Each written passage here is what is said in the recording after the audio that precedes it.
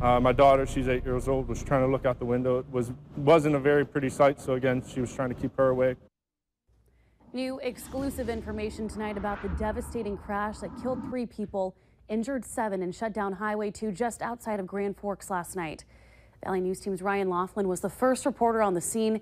He has a story of the men that jumped into action to try and save lives in danger.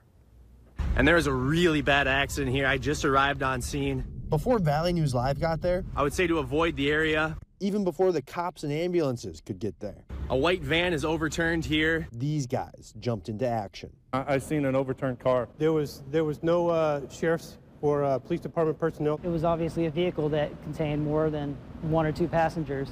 We now know that white van had 9 people in it. The van belonged to a custodial cleaning service contracted to do work at the Grand Forks Air Force Base.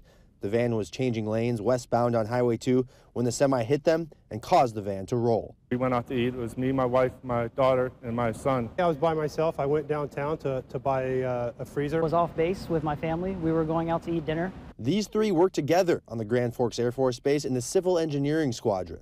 With my training as a military firefighter, I feel it as an obligation to help out. The traffic was starting to slow down. People continued on. As I got close to the accident, I recognized quickly that there was not enough help for the amount of casualties. Right when I was pulling up, I saw Senior Master Sergeant Talmadge. He was actually going across the road right then, so I joined him immediately. All 3 say it was almost like instinct to jump in and help.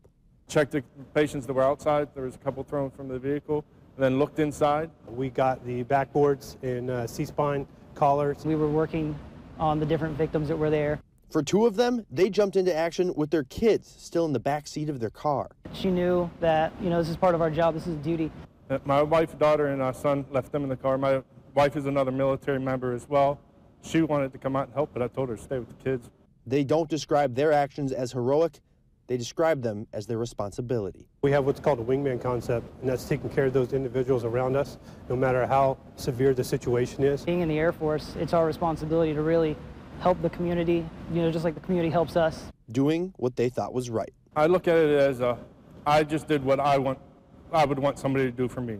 From the Grand Forks Air Force Base, Ryan Laughlin, Valley News Live. Earlier today, authorities released the names of the people involved in that crash.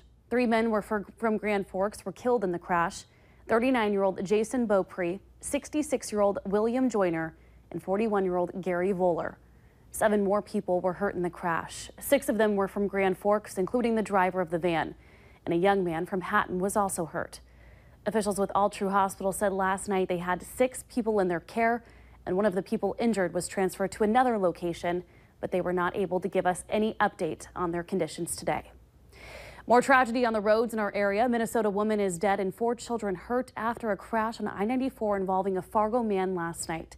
It happened around 8:30 near Clearwater, Minnesota. Troopers say a pickup driven by 20-year-old Wyatt Richards of Fargo was heading west on I-94 when he rear-ended an SUV.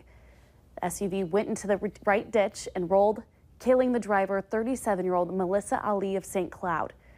The 4 kids in the SUV, ranging in ages from 6 to 15, were taken to St. Cloud Hospital with injuries that are not life-threatening. Richards was not hurt in the crash. A Minnesota truck driver is facing charges after a crash east of Fergus Falls claimed the life of a teenager. 35-year-old Jason Vodner is being charged with criminal vehicular homicide.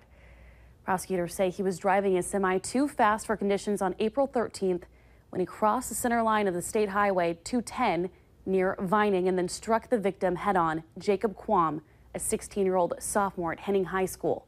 He was pronounced dead at the scene. Investigators with the Minnesota State Patrol say heavy fog likely contributed to the crash, and Vodner admitted he was having trouble seeing the lane lines. A bit cloudy today with a few sprinkles. Do we need to worry about any rain for outdoor plans tonight, Robert?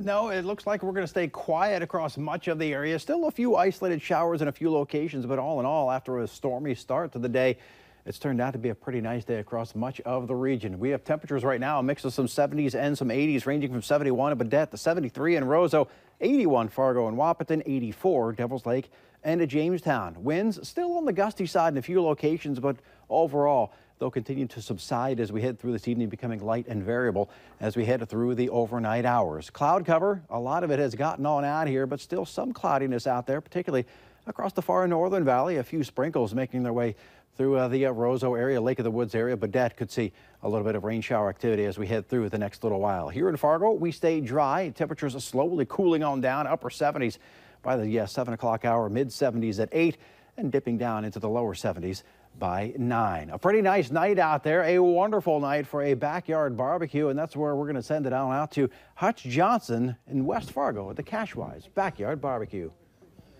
Robert, thanks so much. Everyone is sitting down at the table getting ready to enjoy their Cashwise Backyard Barbecue steak. Hey, how's everything tasting so far? Wonderful. All right, a lot of thumbs up there. Let me introduce you to where'd the winner go? Oh, here he is. Les Wang, where did you sign up to win the Backyard Barbecue? West Fargo Cashwise. Now, most of the folks that you invited tonight, family? Yes. But one member couldn't make it, so we want to throw out a special hi. Who is that? Right. My mom, Helen, she's in Sanford right now. Well, Helen, we're going to wish you a very good day and a speedy recovery, and wish you were out here with us to enjoy a little Cashwise Backyard Barbecue. Thank you, Wes. Get back to your food there. We'll toss it back to the studio for now, but we'll check in just a few more minutes. All right. Thank you, Hutch. And if you have smart toys in your house, there are a couple things you should do to keep them from snooping on your kids. The FBI issued a rare warning that those smart toys could be putting your children at risk, possibly stealing their identity. Valley News Team's crime and safety reporter, Nicole Johnson, explains why you should be thinking about cybersecurity for your family. I can look up places, people, and things. Sensors, cameras, microphones, and GPS. All things these popular toys hide inside. I promise not to tell anyone. The toys in general are a growing concern. The FBI says someone could be spying on your kids. They could be listening in on conversations or recording them, finding out personal information like your child's name, school, birthday, picture, internet history, address, or even actual real-time location, possibly stealing their identity. I didn't know that they could do that. I think that's really creepy, to be quite honest. Nikki Madsky is a nanny for a couple kids and says they have a variety of smart toys at their house. I think as long as there's a parent involved helping the kids sign up, but I don't know. I personally do. I'm just give them color crayons and they're fine. As a parent, there's only so much. I mean, I protect her and I try to protect her from so much, but the world we're living in, it's, they're going to find out things and, not to say, oh, just let them do whatever they want, but to a certain degree. So what should you do if you have smart toys? The FBI recommends you only use Wi-Fi that's secure. Use a strong password or PIN code when connecting through Bluetooth. Research that specific toy and know where they store their data and who has access to it. And maybe, most importantly, when it's not being played with, turn off the toy completely. Nicole Johnson, Valley News Live. The FBI warning does not mention any specific toy makers, but says parents should do their part to keep their kids safe. We have more information on how to do that on our website at valleynewslive.com. New developments today in the legal battle over President Trump's travel ban. Grandparents and other relatives will remain exempt from the ban after a Supreme Court ruling today. The ban affects people from 6 majority Muslim nations. The High Court ruled in June that people with a bona fide connection to a person or entity in the U.S.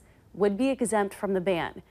The Trump administration put out guidelines interpreting the ruling to cover some of their relatives, but not others. A federal district judge in Hawaii ruled that the administration's interpretation was too narrow. The overall challenge to the ban will be heard later this year. A Fargo woman is facing charges after a Cass County deputy found her driving drunk with a baby in the back seat. Deputies say 36-year-old Amber Douglas was 4 times over the legal limit while driving. They were called out to the area north of Horace on a report that someone was driving erratically. They arrested her for driving under the influence while accompanied by a minor and aggravated reckless endangerment. The baby was unharmed and was taken to the father. Douglas was taken to the Cass County Jail after being medically cleared. Officers arrested a Fargo man this afternoon after they say he was riding his bike on the interstate while drunk and caused a crash. About 1:45, the Minnesota State Patrol got a call about a bicyclist riding eastbound on I-94 on the Red River Bridge. Moments later, another call about 2-vehicle crash on the bridge happened. Luckily, no one was hurt in the crash, but 58-year-old Larry Olson was arrested for operating the bicycle while under the influence of alcohol. Olson is in the Cass County Jail. Help save a life this summer in just 1 hour. Previously known as Battle of the Badges, the Save Our Summer blood drive still has the same mission to help save lives. United Blood Services says over the next few days, they hope to see a few hundreds of donors to fill their shelves.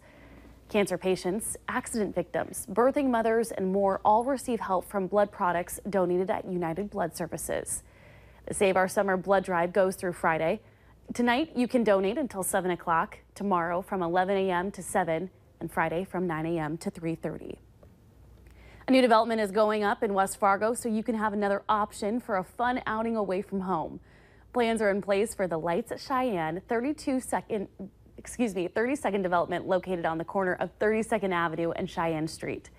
Now, when it's finished, the Lights will feature 3 mixed-use buildings surrounding a community entertainment area. The buildings will include commercial space and apartments, along with a parking ramp, which is roughly 400 spaces planned.